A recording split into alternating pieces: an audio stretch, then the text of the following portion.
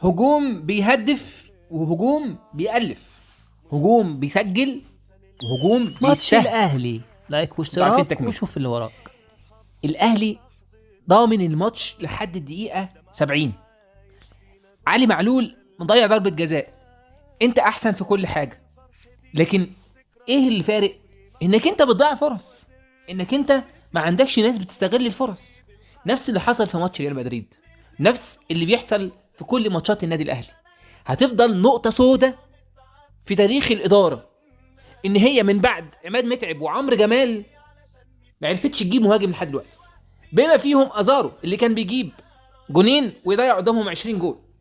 لحد دلوقتي الاهلي مش عارف يجيب مهاجم يترجم له الفرص بتاعته. جبنا ازارو، وازارو جاب اجوان لكن بيضيع كتير. جبنا بادجي، جبنا بواليا، جبنا اللي جبنا